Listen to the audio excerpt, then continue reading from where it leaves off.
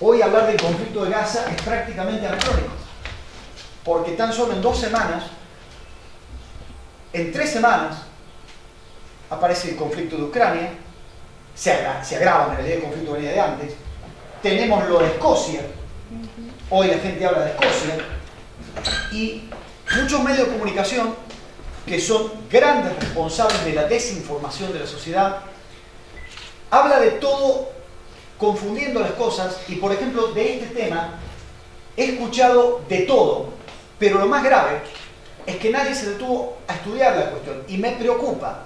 Advierto que soy descendiente de árabes y creo que en general no existe la objetividad, ni en las ciencias exactas, Así que no me vengan a decir que ellos son ciencia porque son objetivos y nosotros no lo somos porque somos subjetivos, porque ellos tampoco son objetivos. La construcción del dato es un elemento subjetivo, entonces a partir de ahí ya no me vengan con ese tema. A lo que voy es que me ha preocupado que pese a que los que somos descendientes de árabes y podríamos tener una actitud anti-israelí, cuando estudiamos el conflicto tratamos de ver pare. Hay que analizar equilibradamente las cosas, pero me preocupa que en Argentina este conflicto o el análisis del conflicto verdaderamente generó en una tendencia antisemita muy aguda. Yo quiero pedir en primer lugar que entendamos que me voy a basar solo en lo que puedo probar. Segundo, voy a tratar de utilizar las palabras de la forma más técnicamente correcta posible. O sea, cuando tenga que decir sionismo, voy a justificar por qué digo sionismo. Cuando tenga que decir judío, me voy a referir a la religión. Y cuando tenga que decir israelí, me voy a referir al Estado. No voy a identificar ni judío, ni sionista, ni israelí. Por último, no vine a dar un discurso. A mí me molestan las presentaciones, lo saben todos.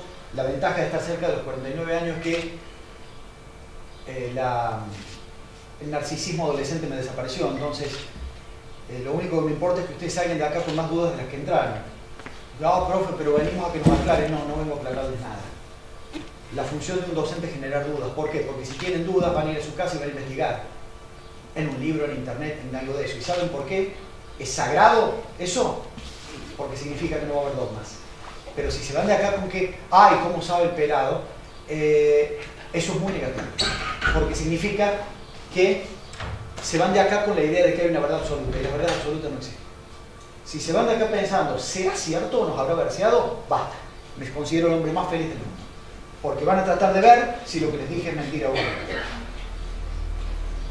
Del conflicto en realidad voy a hablar muy poquito, porque el conflicto es hablar de que desaparecieron 3 adolescentes israelíes en una colonia israelí en Cisjordania, aparecieron luego muertos, la prensa israelí fomentó una indignación generalizada en la población israelí se tomó contra todo lo que fuera árabe, mataron y quemaron, mejor dicho, vivo a un adolescente palestino en Jerusalén, y eso hizo que un grupo que se llama Hamas empezara a disparar misiles en contra del territorio israelí desde la Franja de Gaza, y luego esto fue replicado por una invasión del ejército israelí en la Franja de Gaza.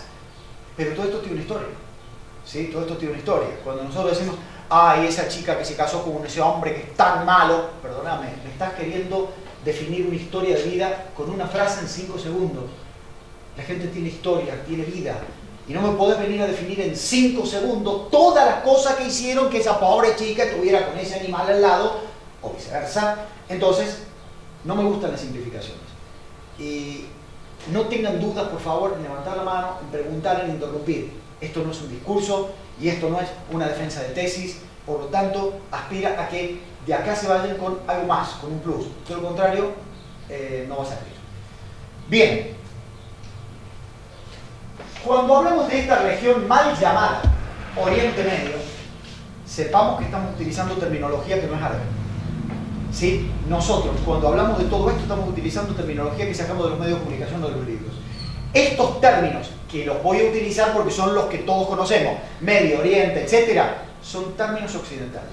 Son términos occidentales que fueron, primero, utilizados en inglés y luego castellanizados, pero nosotros no estudiamos el árabe. Por lo tanto, cuando hablamos de Medio Oriente, en realidad, ¿qué es Medio Oriente? Es esta parte, porque es la mitad del camino de Europa a la India. Pero para nosotros, los argentinos, Medio Oriente es esto. Es África, porque está en la mitad del camino al Extremo Oriente. Pero sin embargo decimos Medio Oriente a los países árabes. Toda esta región tiene una importancia fundamental respecto del comercio. Yo soy profesor de Derecho Internacional Público y le digo siempre a mis estudiantes que si no fuera por el comercio no existiría el derecho, en gran parte, en gran parte. Los romanos decían ubi commercium, ubi jus, donde hay comercio hay derecho. Y el comercio es lo que hace que se transforme la visión del mar como el límite, de ahí viene el nombre del planeta, que es un nombre equivocado. Tierra, ¿por qué? Porque la gente veía el mar, se daba vuelta y enfilaba hacia el suelo, hacia el continente. Y no veía el mar como una herramienta de integración, de comunicación, sino como una herramienta de separación. Porque la verdad, de la mera mirada del mapa, vemos que el mar tiene 2/3 de superficie y la parte firme tiene 1/3. Entonces el verdadero nombre del planeta tendría que ser Océana, pero le llamamos Tierra. Si ustedes se fijan, entonces, en toda esta región es fundamental, tanto por vía terrestre como por vía acuática, la cuestión de la comunicación. Vamos a dejar esta parte del mapa olvidada porque no es nuestro tema. Esto que ustedes ven, que es el mapa que pueden encontrar en cualquier libro, en realidad eso fue dibujado por las manos mágicas de los occidentales. Cuando hablamos del Estado, de esta estructura jurídica, el Estado argentino, el Estado francés, en el único lugar del mundo donde el Estado y la nación, que son dos cosas distintas, pese a que todo el mundo los identifica, el Estado es una estructura jurídica, reglas, constitución, leyes. La nación hace referencia a la cuestión humana, a la cuestión cultural, la nación latinoamericana, la nación anglosajona, la nación prusiana. Estamos hablando de una historia común, un lenguaje común, creencias comunes, ambiciones comunes, dolores comunes, fracasos comunes. El Estado-nación en realidad es europeo, porque la nación creó al Estado. Los bretones crearon su Estado, los anglos crearon su Estado. Y entonces ese continente que, lo digo entre comillas, más estabilizado se ha mantenido desde que yo pertenezco a una corriente que cree que el Estado-nación existe como tal a partir de la Paz de Westfalia en 1748, hace más de 300 años de esto. Por lo tanto, cuando hablamos de la Paz de Westfalia, estamos hablando de la configuración del Estado-nación como hoy lo conocemos.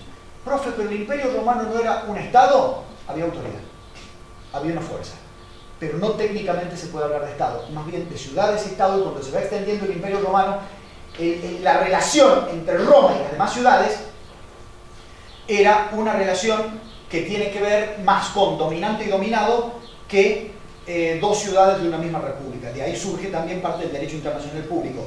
Dos ciudades con derechos propios que se vinculan entre sí con un derecho coordinador. Todo esto que estamos viendo acá es artificial. Por ejemplo, miren esto.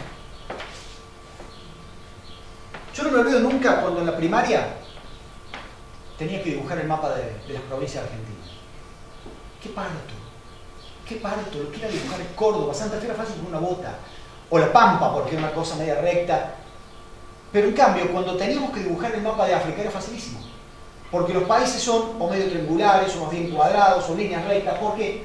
Porque los dominadores, los colonizadores, lo que hicieron fue inventar países donde no los había. Por ejemplo, el Sudán anglo-egipcio, ocupación británica, no podían dejar que esto fuera independiente y que un solo país controlara esta región. Por lo tanto, entonces, trazan una línea recta y dividen a Sudán de Egipto.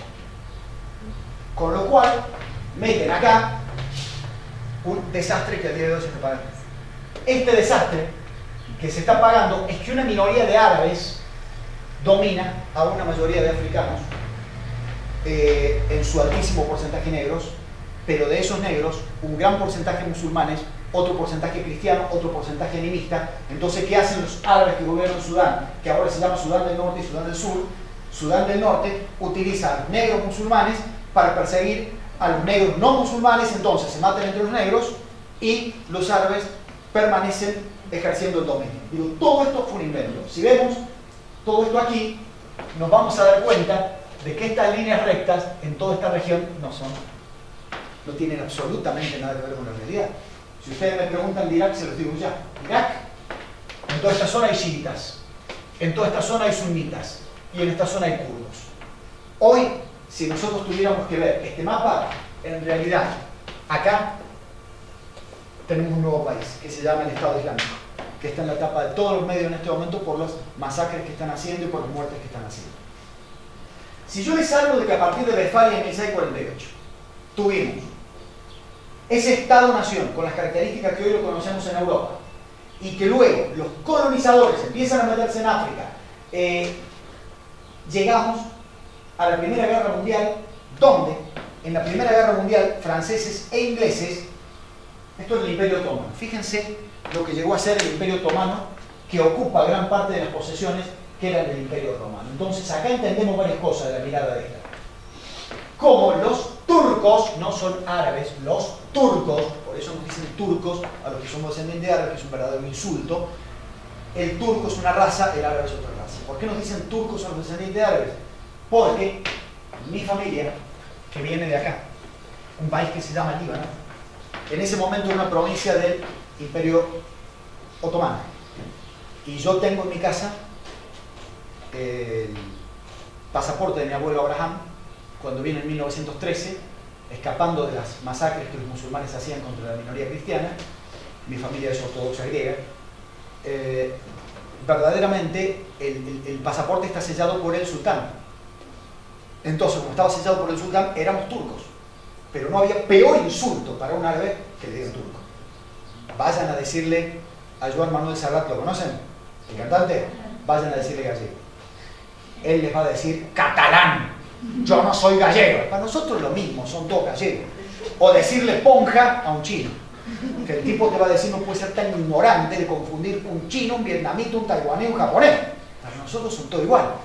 Y ellos dicen que para ellos todos los latinoamericanos somos iguales. Yo voy a decir, perdón, confundir un peruano o un boliviano con un porteño, ¿qué tiene de igual? Bien, esto es el Imperio Otomano. El Imperio Otomano se empieza a desguazar. ¿Saben ustedes? Aquí hay profesores de historia. Hay una universidad en Estados Unidos muy obsesiva, que es Harvard, por estudiar la historia de los imperios. Y hay un hombre, particularmente, que luego fue secretario de Estado del presidente Richard Nixon, Henry Kissinger, que está obsesionado con que por qué caen los imperios. Y hay otro autor, Paul Kennedy, que sostiene que los imperios son como las personas. Tienen una etapa de nacimiento, de virilidad adolescente, de estabilidad, de madurez, pero luego caen. Que sería es llegar a cierta edad o empezar a envejecer. Y dice que en toda la historia los imperios no se han podido mantener y tarde o temprano han caído. Bueno, este imperio se empieza a caer en África, siglo XIX se pierde prácticamente toda el África y parte del corazón de Europa, y en el siglo XX se va a terminar de perder toda esta zona. Esto es una foto satelital.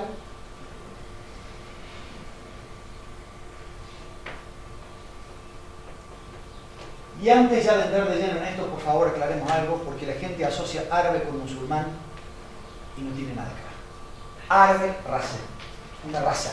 Musulmán, una religión. Mi familia es árabe. ¿Qué significa? Que tenemos características de raza árabe. ¿Qué características son esas? Determinada altura de la nariz respecto de las orejas, determinada coloración de la piel, determinada forma de las cejas, determinada forma de los ojos, etc. Pero una cosa es ser raza árabe, otra cosa es la fe. Hay árabe judío, hay árabe musulmán, hay árabe católico, apostólico, romano, pese a que no se los llama así, se los llama maronitas, porque son seguidores de San Marón, y está, por ejemplo, mi familia, árabe ortodoxo griego, que siguen al patriarca de Antioquía y todo Oriente. Pero el mundo árabe es lo que ven en verde oscuro. Esos países son raza árabe. Entonces ahí van a ver que hay una enorme mayoría, es cierto, de árabes musulmanes, pero luego tienen musulmanes que no son árabes. Por ejemplo, el verde más claro: Malí, Níger, Afganistán, Irán, Pakistán, Bangladesh, Singapur, Malasia, Brunei, Turquía, que ahí no son árabes, pero son musulmanes.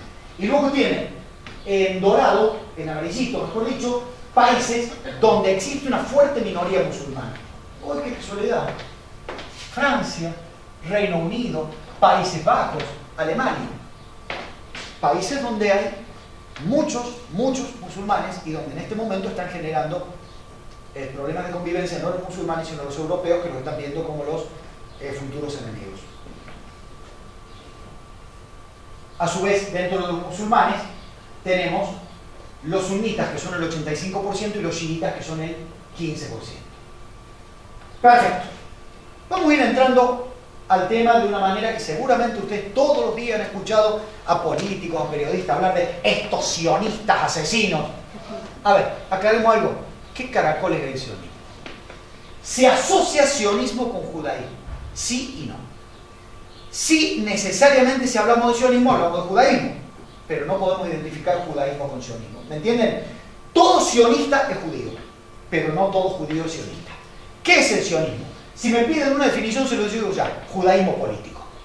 ¿Qué pasó? Si les interesa, pueden anotar, busquen en internet cuando lleguen a sus casas el caso Dreyfus. Dreyfus, con Y y doble S al último. Dreyfus. ¿Qué pasó? En Francia, enjuician a una persona y se la condena por ser judía.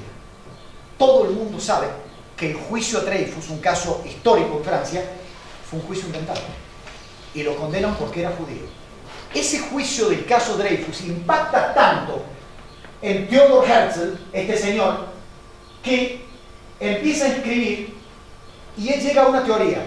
Señores, nuestro problema es ser judíos, porque nos van a perseguir siempre.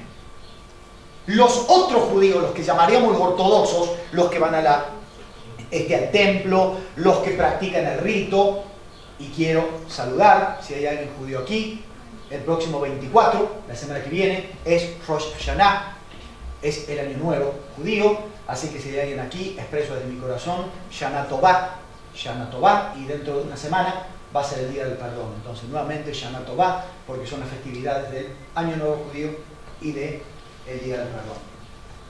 ¿Qué plantea este señor? A nosotros no nos van a perdonar nunca el hecho de ser judíos. ¿Qué le van a decir los religiosos judíos? No.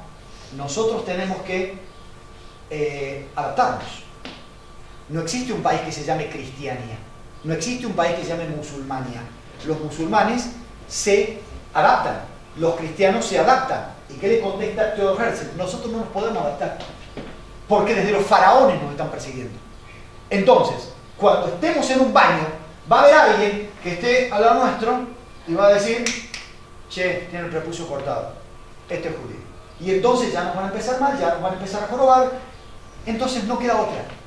Tenemos que buscar, acuérdense de esta frase: una tierra sin pueblo para un pueblo sin tierra. ¿Qué pasó? Buscaron varios lugares en el mundo, encontraron 3. Uno de ellos, Uganda, en África. ¿Qué dijeron en general los judíos? No, Uganda. Lo único que tenemos vinculado el judaísmo con África es que los faraones nos persiguieron. No. Otro de ellos, ¿dónde? Están en el, jóvenes, Argentina. Porque Argentina, desde 1882-83, durante la presidencia de Roca, después que habíamos masacrado a los aborígenes, le decimos al mundo que este era un país con suelo, que les iban a regalar suelos a los que vinieran, que este es el país de la promesa. Todo lo que dicen ellos, y como la Argentina. Un país que duplicó su tamaño y no tiene gente. De hecho, en 1910, el censo da que hay más inmigrantes que nativos. Y hay una fuerte inmigración judía, que da lugar a una historia que llaman los gauchos judíos, que terminan diciendo: no, vamos a ir a Sion. ¿Qué es Sion? El monte que está al oriente de Jerusalén. Aquí hay católicos, presumo. ¿Cómo se llama el monte que está al lado de Jerusalén? El Monte de los Olivos. Que para los cristianos es el Monte de los Olivos, para los judíos el Monte Sión. Entonces, es el retorno a Sión. De alguna manera, sionismo es una mirada política de retornar a Sión, de retornar al lugar del templo. Ahora bien, está el discurso político. Tenemos que crear un país para los judíos. Pero crear un país hace falta plata. Hace falta plata y hace falta militares. ¿La plata quién la pone? La banca. Una banca que se llama la banca Rothschild, que son 3 hermanos y ahí tienen poder político y poder económico. Poder político, porque hay uno de ellos que era lord, Y en Gran Bretaña está la Cámara de los Lords, que es una cámara de mucho peso en las decisiones políticas. Saben ustedes que Gran Bretaña es un régimen parlamentario. El que gobierna no es la reina, sino el parlamento. Pero los otros dos hermanos son banqueros. Y entonces están dispuestos a financiar esto de inventar un país y trasladar a la gente. Pero hace falta ahora hablar de dos cuestiones. En esto debo decir que no es mío, lo he tomado de Pedro Brieger, mi profesor. ¿Por qué decimos que el judío pasa a ser un problema? Vamos a decir que es la conjunción de dos factores, la descomposición de la sociedad feudal europea y la fase decadente del capitalismo. ¿Por qué la descomposición de la sociedad feudal europea? Porque el feudalismo se empieza a transformar, pero cambia el rol del judío. El rol del judío, que era ser despreciado durante la Edad Media, porque el judío, debido a las persecuciones, tenía que irse de un lugar a otro y muchas veces sin saber el idioma. Entonces, ¿qué es lo primero que puede hacer una persona que no sabe el idioma? El comercio.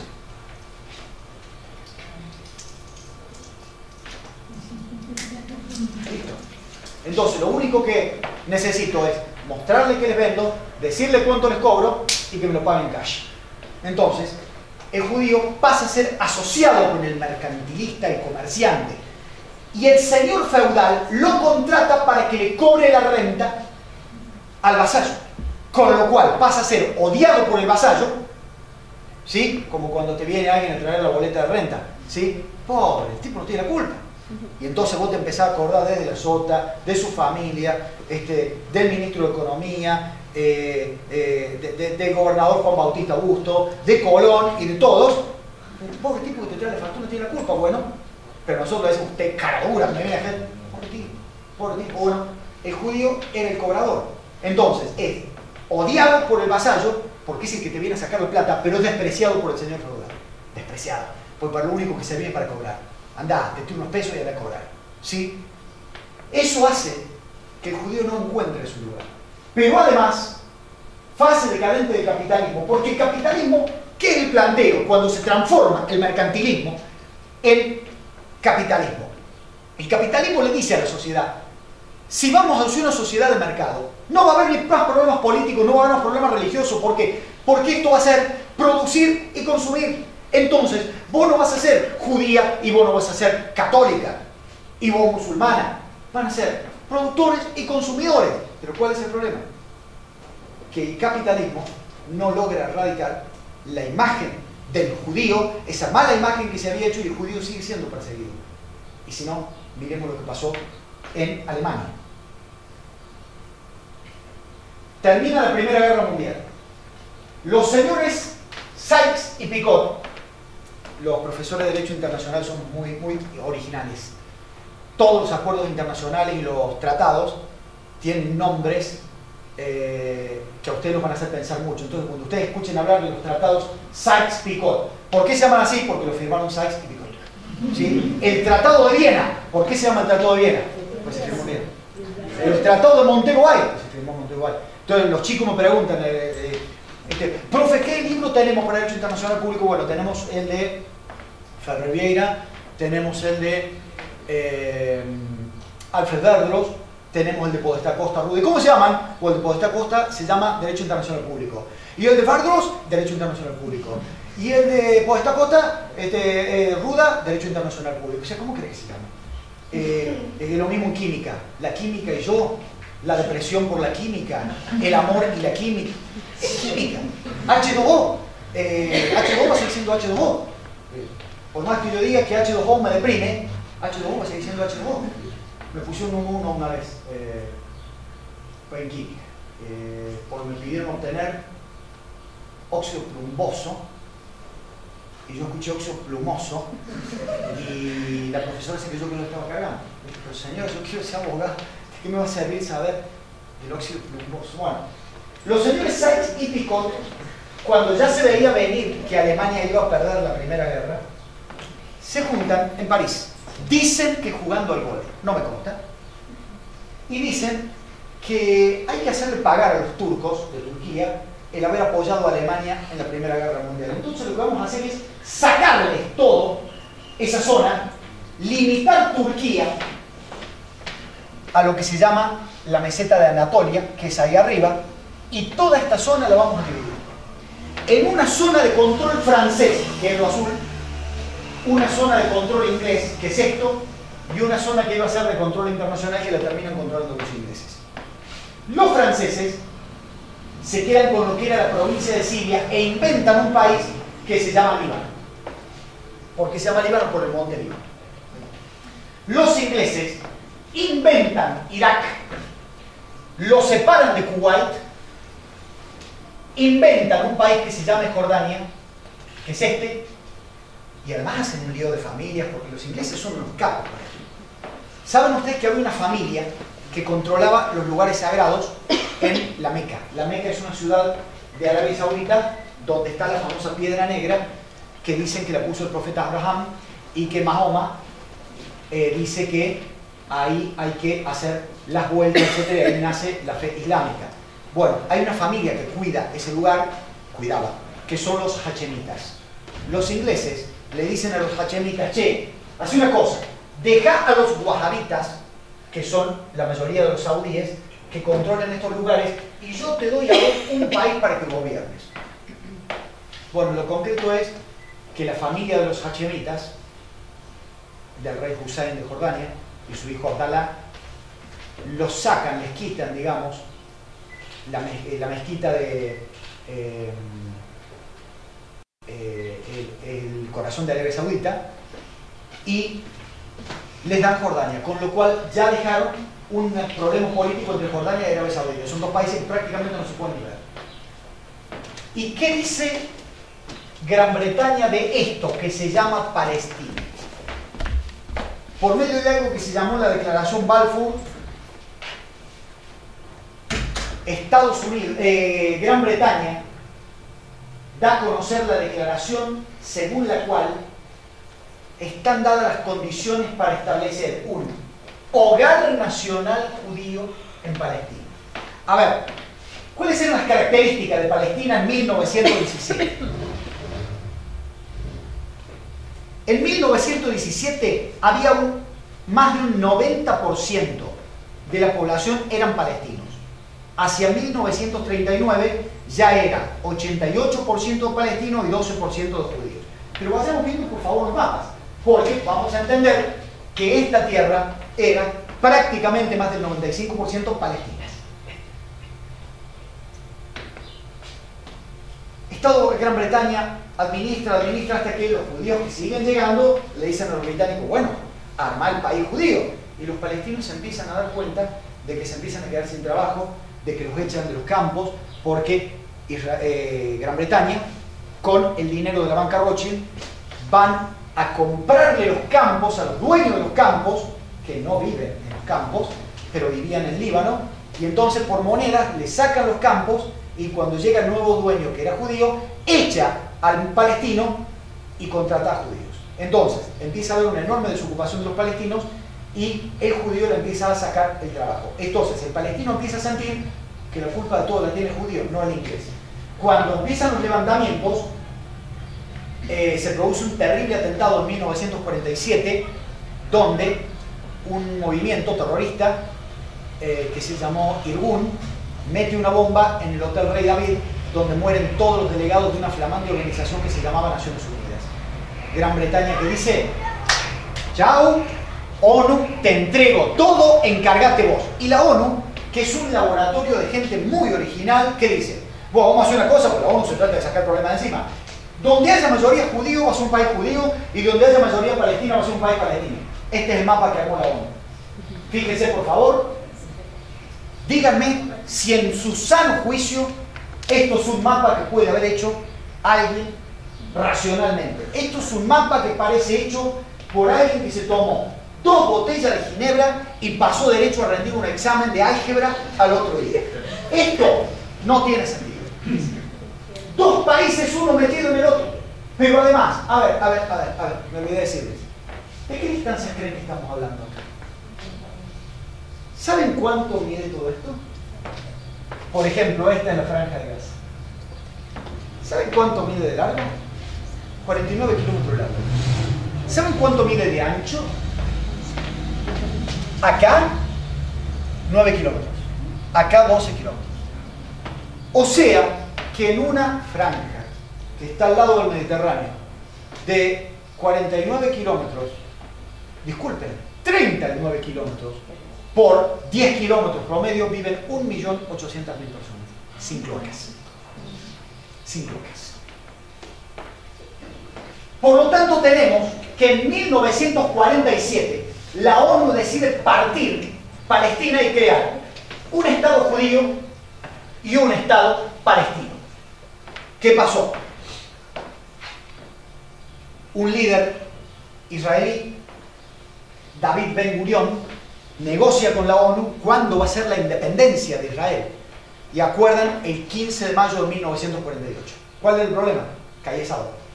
Y entonces David Ben Gurión dice, che, hagamos una cosa, llévalo el viernes, así festejamos el viernes y el sábado es nuestro día sagrado, el sábado, así no hacemos nada.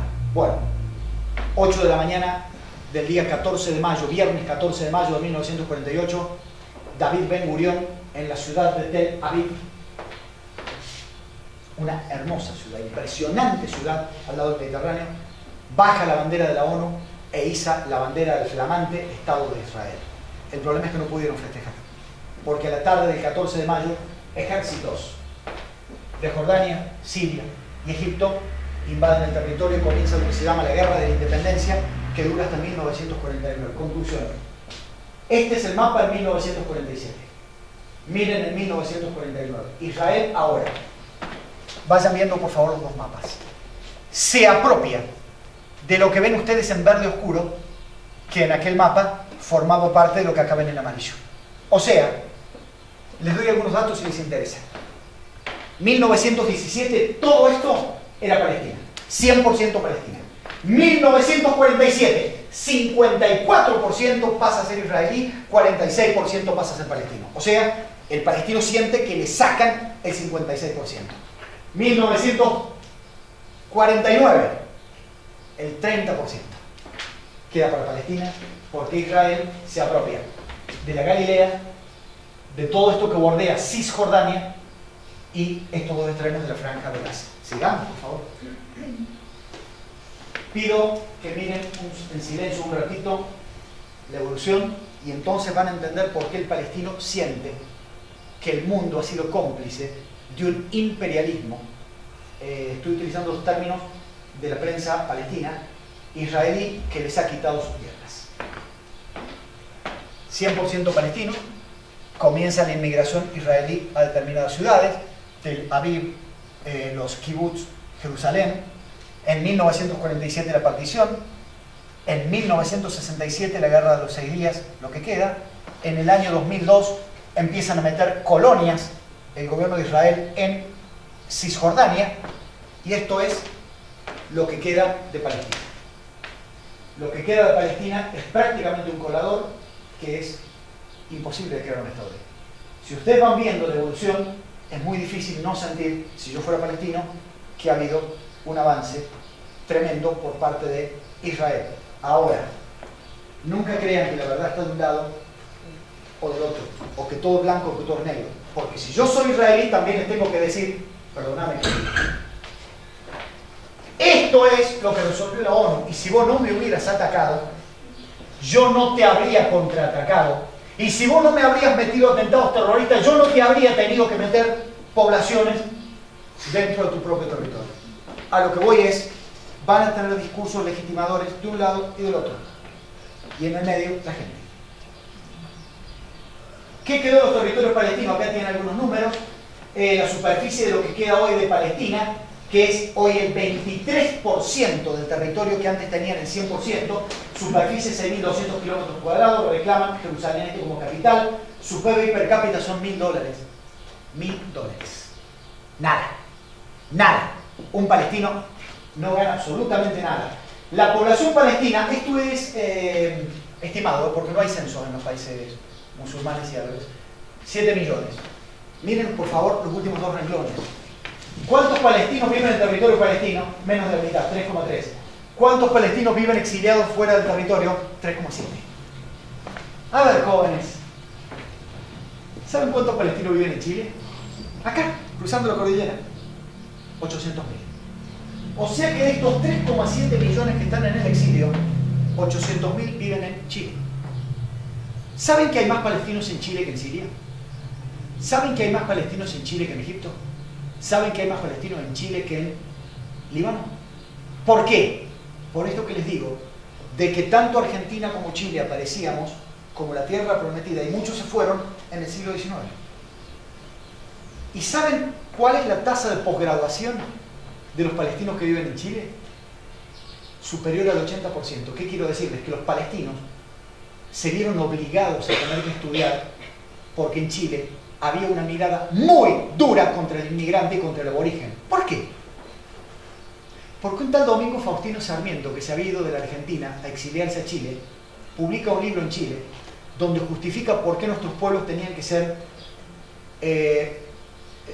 pasibles de inmigración luterana o anglicana. ¿Por qué? Porque el luterano o anglicano siente que lo que es bueno a los ojos del hombre es bueno a los ojos de Dios y entonces se favorece la iniciativa individual. En cambio, el católico apostólico romano, el español o el italiano, ¿qué te dice? La culpa, la plata es mala, el rico no entra al reino de los cielos. Entonces Sarmiento, una de las grandes peleas que tenía con Alberdi, Sarmiento, ¿qué decía? Tenemos que traer alemanes o ingleses. Los aborígenes no sirven, no merme sangre de indio, que es lo único de humano que tienen, una frase que se le atribuye. Y los inmigrantes que no fueran alemanes o ingleses eran bárbaros. Y el palestino era bárbaro, porque además olía mal, se vestía mal y tenía tradiciones reñidas con los occidentales. Entonces el palestino tuvo la obligación de estudiar, de terminar el secundario, de terminar la universidad y además ser doctor, magíster y cosas por el estilo. Muy llamativo. Esto es una radiografía de lo que hay hoy. Ahora bien, en el año 64, esto es muy importante para tener en cuenta, un grupo de dirigentes palestinos crea un movimiento que para Israel va a ser terrorista y para los palestinos va a ser de liberación nacional. Se llamó OLP, Organización para la Liberación de Palestina. Este movimiento cobra mucha fuerza luego de lo que veíamos recién, la guerra del 67. La guerra del 67 es un antes y un después. Por favor, esto acuérdense siempre, porque esa guerra destroza psicológicamente a los árabes. ¿Por qué? Porque dicen, me inventaron países. Me inventaron un país Egipto, otro país Libia, otro país Túnez, un país Jordania, un país Irak, y resulta que en realidad los países que inventaron estos países también inventaron Israel y al único que le dieron armas es a Israel. Por lo tanto, no le vamos a poder ganar nunca una guerra a Israel. Entonces yo no creo más en el Estado. Hay que demostrarle al mundo lo que sentimos los palestinos. Hay un cambio psicológico muy grande. Esa guerra del 67 cambia la predisposición árabe, que dejan de apoyar a los gobiernos y empiezan a poner sus acciones en los movimientos que en Occidente se llaman terroristas. ¿Cuál es? OLP. ¿Qué hacía OLP? Una bomba en un restaurante en Múnich. Secuestrar gimnastas israelíes en Múnich. Secuestran un avión de Pan American. Ponen una bomba en un jumbo de Escocia. Y entonces el mundo empieza a hablar en Gran Bretaña, en Alemania, en Francia, en España. Y entonces los palestinos que dicen, ¿ahora se preocupan de que existimos? Bueno, sepan que nosotros les vamos a hacer probar a ustedes su propia medicina. Ustedes nos quitan tierra, nosotros les vamos a dejar que no puedan vivir tranquilos en ningún lugar del mundo. Y si no, preguntémosle a la Argentina del doctor Menem, que por hacerse el hombre liberado y por mandar tropas a la guerra del Golfo en 1991, Argentina se libró 2 atentados terroristas hasta el día de hoy impunes. ¿Qué pasa? Esto tiene una historia, y una historia que aparentemente iba a terminar en forma feliz. En el año 1994, el gobierno laborista de Israel firma con la Organización para la Liberación de Palestina un acuerdo por el cual la OLP renuncia a destruir a Israel a cambio de que Israel le permita gobernar su propio territorio. Se cambia de nombre, ya no es OLP, ahora es ANP, Autoridad Nacional Palestina. La Autoridad Nacional Palestina va a tener su capital en Ramallah, que está pegado a Jerusalén, y va a administrar autónomamente algunas ciudades y toda la franja de Gaza. La idea era que esto iba a ser un proceso que iba a terminar independizando Palestina. ¿Qué pasó? Tenemos que retroceder 7 años. 1987. Jamás los estudiantes les presentó Hamas. Realmente con este movimiento las cosas que he llegado a escuchar son para publicarlas en un libro. Primero, ese no es el nombre. ¿Qué significa Hamas? Es una palabra inventada por Occidente. Porque son 3 siglas. Movimiento, Resistencia, Palestina. Lo que pasa es que ¿cómo hacemos nosotros para pronunciar 3 letras consonantes? El árabe tiene muy pocas vocales.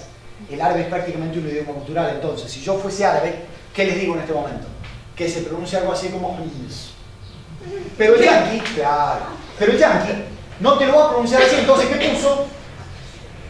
2 vocales y hasta le inventó un significado que en árabe significa venceremos. No, no significa nada, porque no existe esa palabra. Es como la palabra CGT. No, la palabra CGT no existe. Son 3 letras, una C, una G y una T. La pronunciamos CGT, pero de hecho no es C porque es confederación. Pero no lo pronunciamos de esa manera porque hasta sonaría feo. Entonces decimos CGT.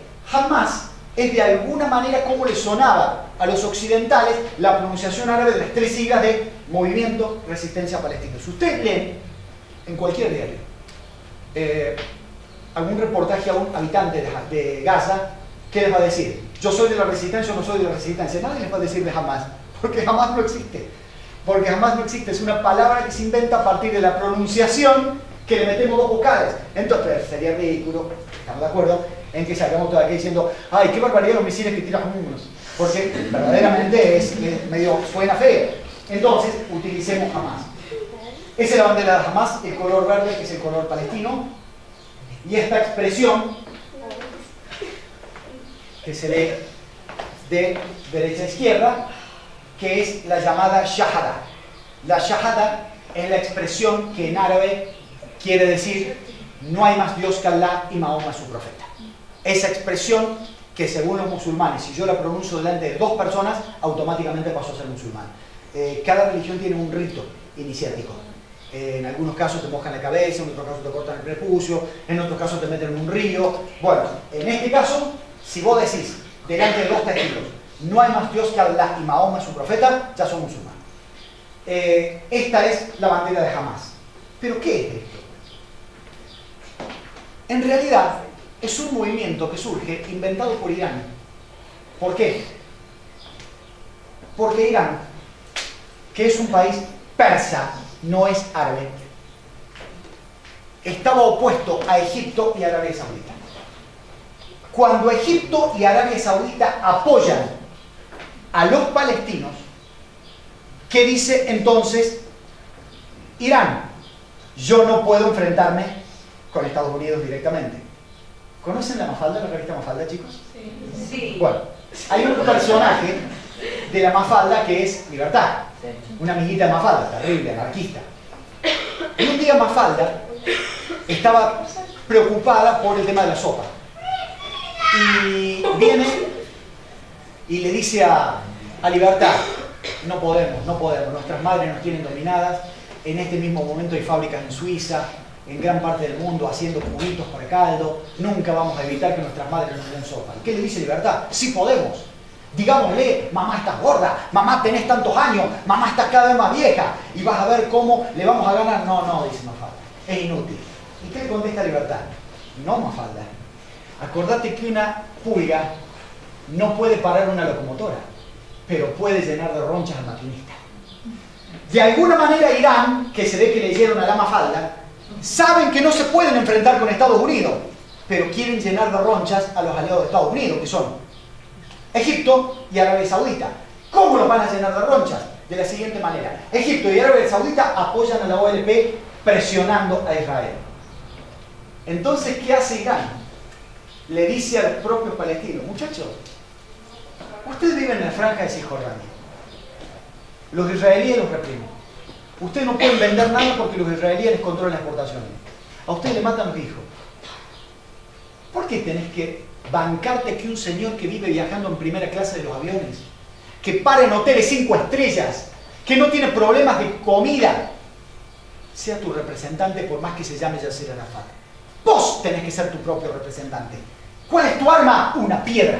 Agarrá una piedra, vos y tu hijo de 4 años, y enfréntense con el ejército israelí, y que salga en la tapa de todo el diario la foto de un niño contra un tanque de guerra, a ver si el tanque de guerra se anima a matar a ese niño. 1987, ¿cómo se llamó? Intifada, Guerra de las Piedras. ¿Cuál fue el movimiento político que encarna la intifada? Hamas. Entonces, ¿qué es Hamas? Si me piden una definición, les digo, Hamas es el adversario político interno de la autoridad palestina. Ese adversario político interno que se transforma en un partido político que tiene un líder. Este muchacho, que ya no existe más, se lo mataron, era el recaudador. Este muchacho el que juntaba plata fuera de Palestina. Se llamaba Khaled Meshal. Estos dos son los que están en Gaza en este momento. Estos gobiernan Gaza. Este señor que es Ismail Haniyeh y este señor que es Musa Abu Mansur. Pero todos estos movimientos tienen una rama política y una rama militar. Normalmente no tienen contradicciones, pero en el último tiempo la rama política de estos dos personajes no hablan el mismo idioma que la rama militar. No tengo foto, obviamente.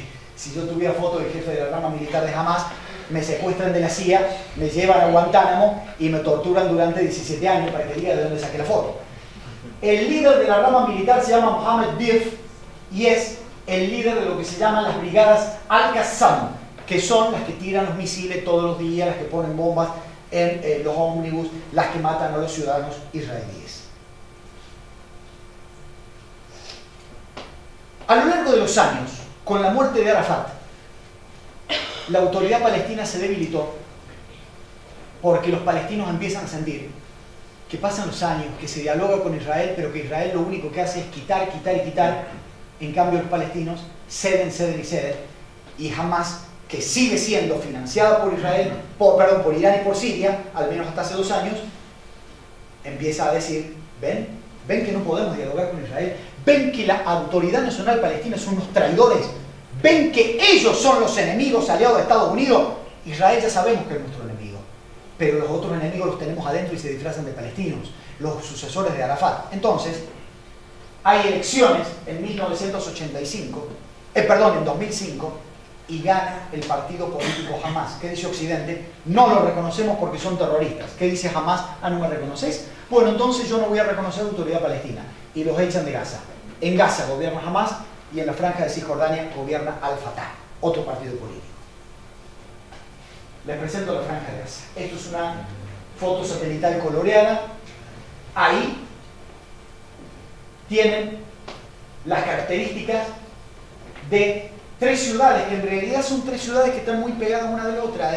No ven el límite de una ciudad con la otra. Si alguno conoce el río Cuarto, es como ir de Las Higueras hasta Holberg. En realidad en ningún momento salen de la parte construida. Saben que después de una curva empieza Las Higueras y que después de la otra curva empieza Holberg y en el medio está Río Cuarto. Bueno, eso es la franja de Gaza. Vuelvo por favor con ese dato. Ahí viven 1.800.000 personas que no tienen cloacas y que han comenzado a construir túneles, que son los que Israel dice que son los túneles por los cuales el grupo Hamas se metía, aparecía por acá, se metían entre la población, mataban por la espalda, se volvían a meter por acá y aparecían en Gaza. ¿Qué dijo Israel? Yo tengo que destruir los túneles, pero tengo que destruir la infraestructura militar de Hamas porque este grupo, desde esta ciudad, no me deja vivir. Entonces, yo tengo alarmas contra ataques aéreos.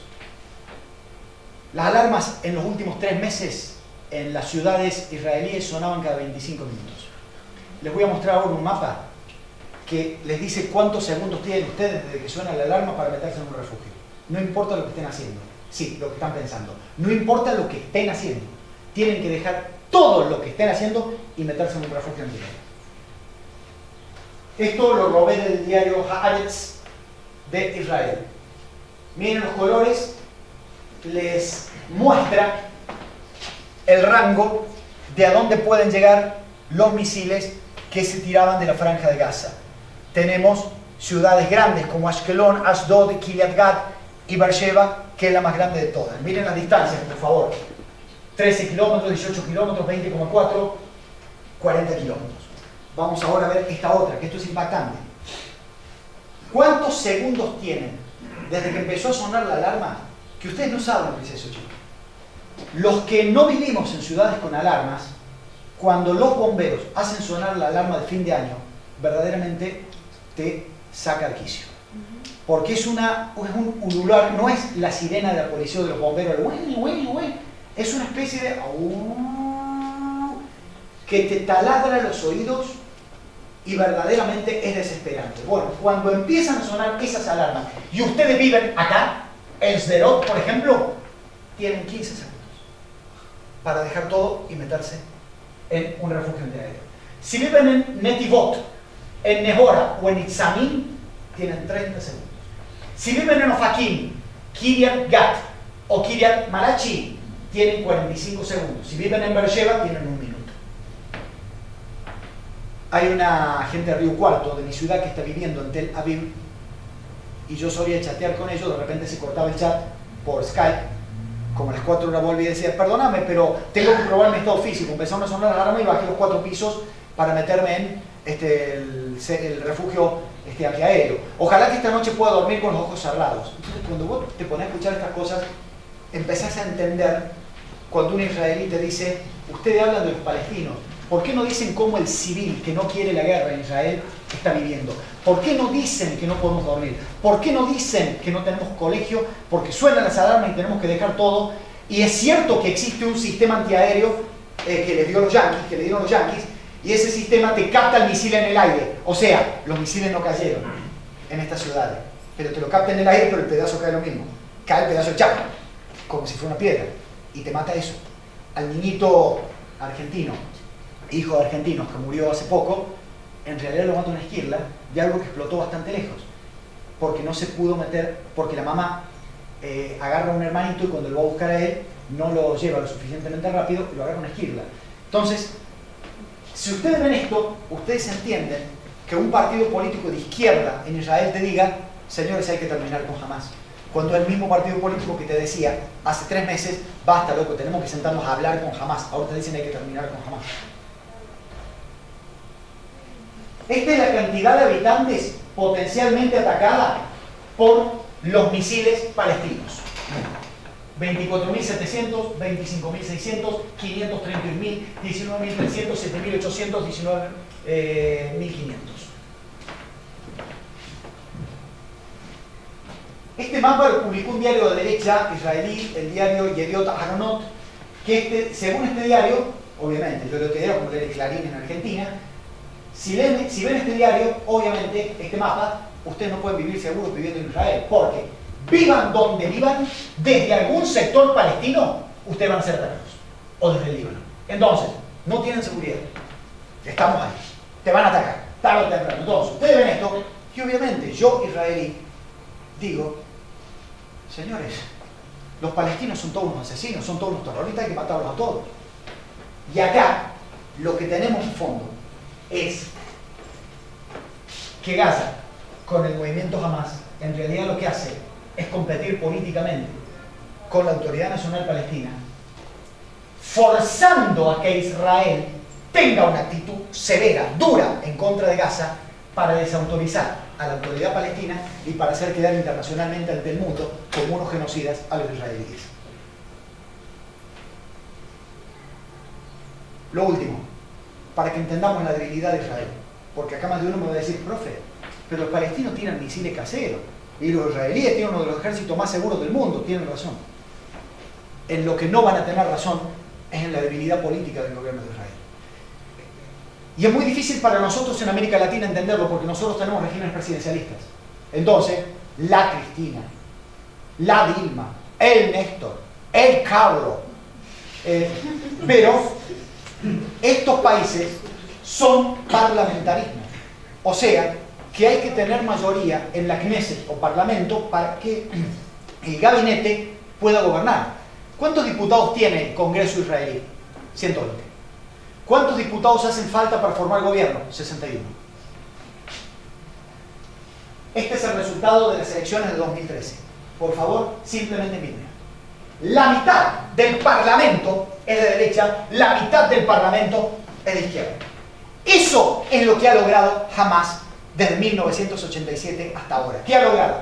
Con sus atentados permanentes, ha logrado que un país tradicionalmente de izquierda, donde tradicionalmente el Partido Laborista, por los bueno, esto, miren por favor, 11 bancas, esto es increíble, se levanta de la tumba David Ben-Gurión, se muere de nuevo pero boca abajo para que no salga más de la tumba.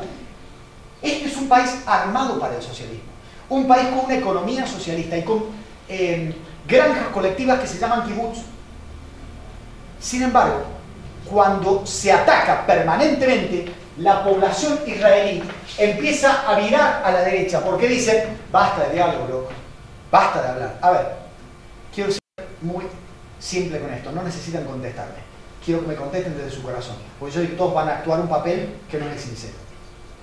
¿Quién no ha escuchado en su casa cuando alguien comentó, ¿viste que el hijo de la porota estaba caminando en el centro y un chico drogado con un cuchillo le robó el reloj Casio de 45 pesos? Ay, es que acá, ¿qué querés? Si todos los ladrones entran por una puerta y salen por otra, hay que matarlos, nene. Si en Argentina estamos diciendo que hay que matar a un ladrón por robarte un Casio de 40 pesos, ¿saben ustedes qué dice un israelí al que le mataron un hijo en un ómnibus? ¿Saben ustedes qué piensa un israelí que no sabe cuando ves a sus hijos a la mañana si los va a volver a ver? Piensa que al final tiene razón la derecha y que con los palestinos y los árabes no se puede hablar y que hay que matarlos. Pónganse ahora en el lugar del árabe, que no es de Hamás, que no es de Al-Fatah. ¿Qué piensa de un israelí que no lo deja exportar? ¿Qué piensa de un israelí que le tira una bomba para matar a un líder palestino y termina matando a 18 chicos que estaban jugando por ahí y que después dice, son daños colaterales? Daños colaterales era mi hijo. ¿Qué daños colaterales? Por lo tanto, lo que Hamás a través de Irán buscó y logró, que es fragmentar la población israelí y hacer que Israel sea un país prácticamente imposible de gobernar, también lo está logrando puertas adentro, porque los palestinos están fragmentados. ¿Cómo es el actual gobierno de Israel? Miren por favor el partido que más diputados tiene. Les quiero repetir que tienen que tener 61 diputados para gobernar. 31. ¿Qué tuvo que hacer el actual primer ministro? Benjamin Netanyahu. ¡Qué bonito solo! Miren, ahí tienen velociraptores, ahí tienen Tyrannosaurus Rex, ahí tienen algunos herbívoros, estos tres son los herbívoros. Tuvo que armar un gabinete de más de 30 ministros para meter, retrocedemos, para meter a todos estos partidos adentro y darles ministerios. ¿Cuántos diputados logró? 61. ¿Qué quiere decir? Que por la lógica del sistema político israelí, este señor, que es de derecha y que es primer ministro, se tiene que enfrentar con un señor que es el canciller Avigdor Lieberman, y que el canciller Avigdor Lieberman, cuando dice, mira Netanyahu, si no invadís Gaza, yo me retiro del gobierno. Y cuando el gobierno sabe que si se retira Avigdor Lieberman, el gobierno se cae, porque se le van 2 diputados, entonces el 61 queda en 59, el que tiene la capacidad de extorsionar al gobierno no es este partido que es el mayoritario, es este, que es el partido extremista.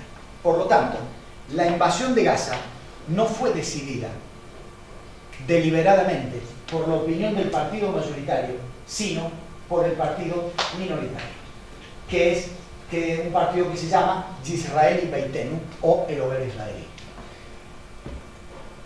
Hace aproximadamente un mes se firmó un cese de fuego. ¿Entre quiénes?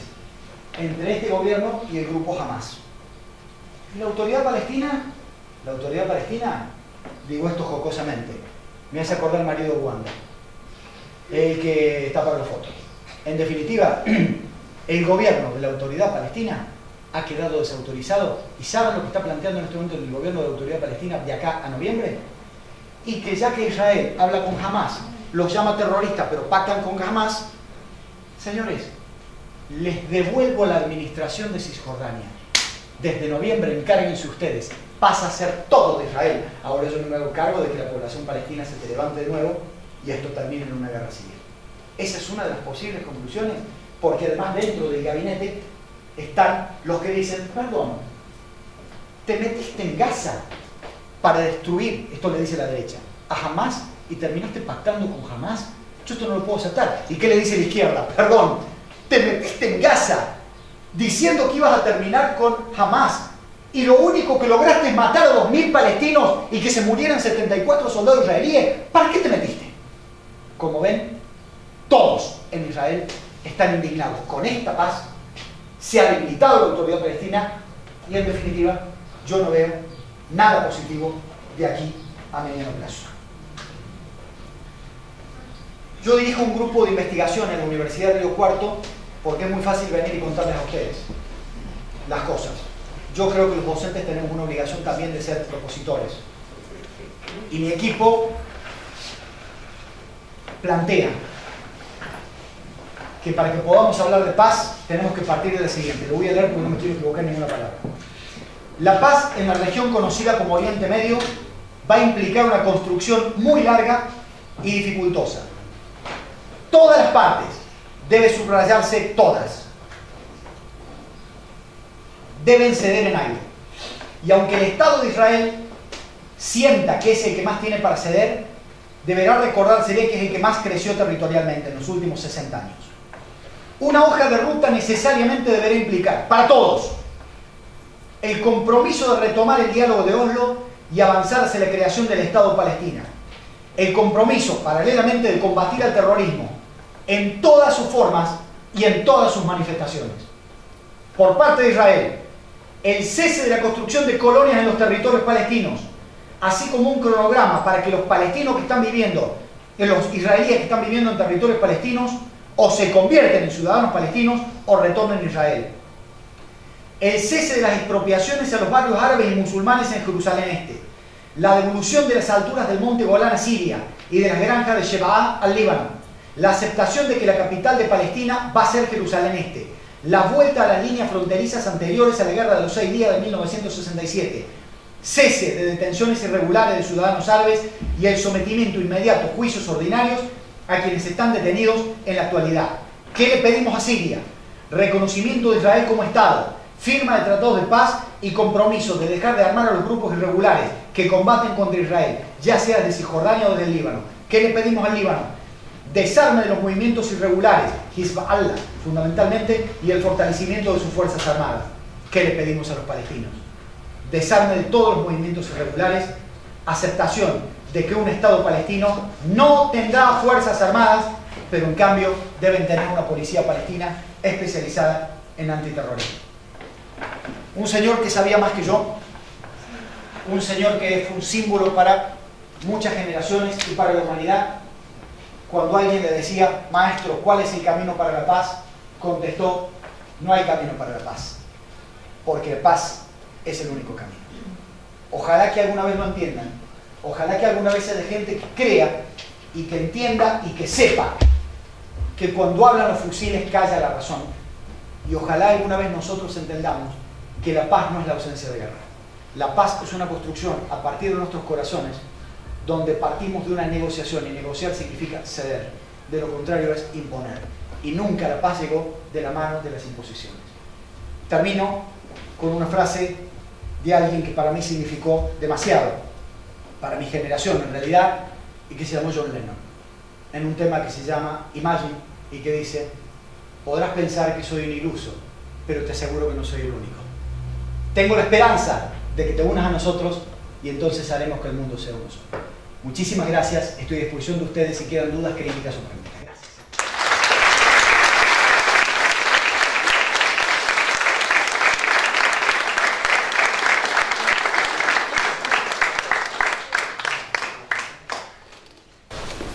¿Alguna ¿Alguna pregunta, alguna duda? Aporte, crítica, Aporte, comentario. crítica, sugerencias. Bueno, Pablo para nosotros es, como lo dije al principio, un orgullo que cada vez que te digamos, ¿podés venir a Suya? Sí, voy, ¿cuándo? Agradecerles a la municipalidad por el espacio, por el tiempo, claro. Y cuando tengas un ratito, cuando quieras venir, esta es tu casa y acá estamos esperando. Yo te agradezco, Vanessa, muchísimas gracias de corazón, pero les quiero comentar, dicen que es de mala suerte no abrir las cosas, pero les quiero comentar porque seguramente yo me pongo en el lugar de los chicos y los chicos deben pensar cómo puede ser que alguien disfrute siendo 1 millón de gracias, porque saben que si tengo una obsesión son las corbatas. Y de hecho, si ven mi Facebook, tengo un hermoso juego de 3 corbatas del mejor equipo del universo de San Lorenzo y las suelo utilizar. Se está terminando la charla, Pablo. Para este enojo de mi decana. Pero les quiero decir a todos ustedes que se preguntan cómo a alguien le puede gustar la docencia. Les quiero contar una pequeña anécdota que les cuento siempre. El 5 de diciembre de 2007 estábamos en la Vedería, que es la oficina que te da las aulas en la Universidad de Río Cuarto, con quien es la actual decana, yo soy vicedecano de ella, la profesora Gisela Vélez, otra persona que luego fue decano, Enrique Grote, y nuestro grupo de profesores que nos iba a apoyar.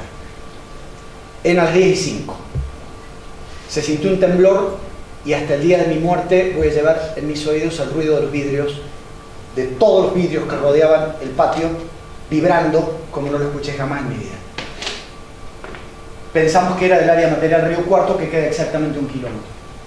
A los 7 segundos, otra explosión. No, ya no, tenía que ser acá. Y a los 10 segundos, otra explosión. Salimos de Vedería y vemos en la planta piloto un laboratorio de la Facultad de Ingeniería que salía humo. Nos acercamos y me toca ver a 2 de los 5 profesores que murieron, verlos. Me toca ver salir de la planta piloto al estudiante Juan Politano,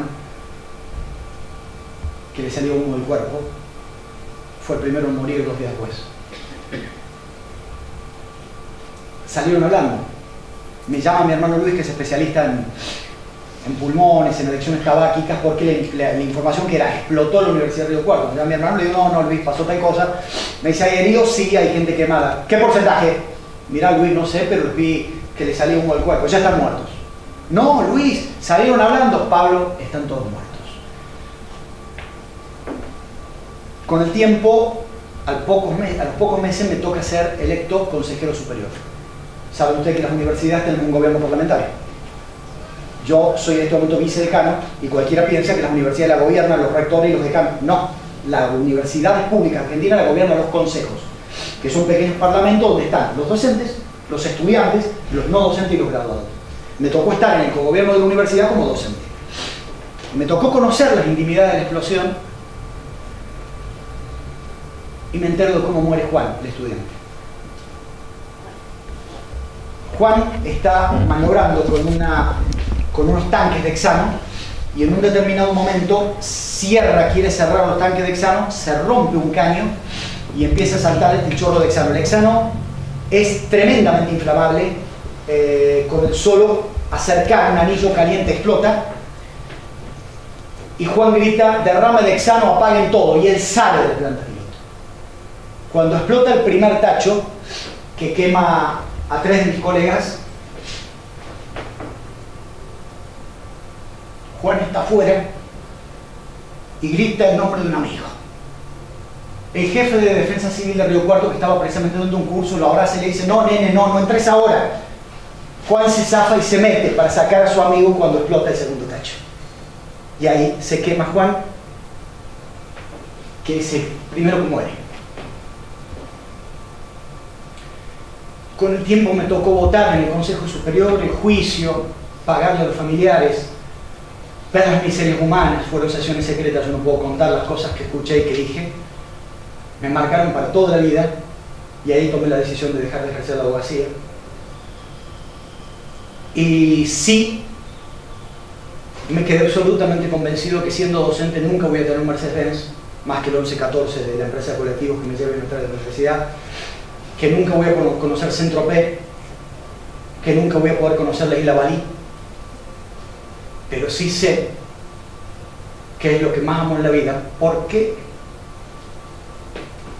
con los que yo trabajo, que son los estudiantes, me demostraron que pueden dar la vida por ser solidarios. Y yo pregunto si un joven, si un estudiante, da lo más hermoso que tiene, que es la vida, por un amigo, que además había salido por otra puerta. ¿Cómo no decirle a la gente que no valoren la docencia por nuestro sueldo, sino que valoren la docencia porque los quiero libres? Porque cada uno de los docentes quiere que ustedes sean libres. No que sufran en un examen, no que escriban una fórmula de determinada manera. Buscan su libertad. Y la libertad no es chuparse, drogarse. Y yo no soy santo. Pero esa libertad es estupidez. Porque hasta le están dando guita al idiota, al atorrante, que los explota y que los hace evadir de la realidad, mientras él ni se droga ni se chupa. Ser libre significa saber que aunque no tengan un mango, hay otro mundo posible. Ser libre significa saber que aunque nunca lleguen a ser reyes de Gran Bretaña, sí se puede cambiar el mundo desde su casa. Sí se puede cambiar el mundo desde Villa Casumi. Sí se puede cambiar el mundo simplemente diciéndole a alguien: me haces falta, te quiero, sos un buen amigo. Y ahí reivindico a todos mis colegas, no al universitario. Porque lo nuestro es muy fácil. Reivindico a mis colegas del nivel medio, que les toca bailar con la más fea, y reivindico a mis colegas de la escuela primaria. Es la elección más sabia que he tomado en mi vida, dejar de ganar mucha plata con el ejercicio de mi profesión y ser docente. ¿Saben por qué? Porque mientras haya una lista, un pizarrón y un estudiante preguntando por qué, el mundo va a tener gente que lucha por la libertad. Y la libertad es la enfermedad más contagiosa y que hasta el fin de los días del género humano no va a tener contraindicaciones ni va a tener ningún remedio para combatirla. A ser libres, a luchar y a cambiarle la vida a los demás. No importa desde dónde, no importa cómo y cuándo. Solamente hace falta con amor y con paz. En nombre de mi universidad,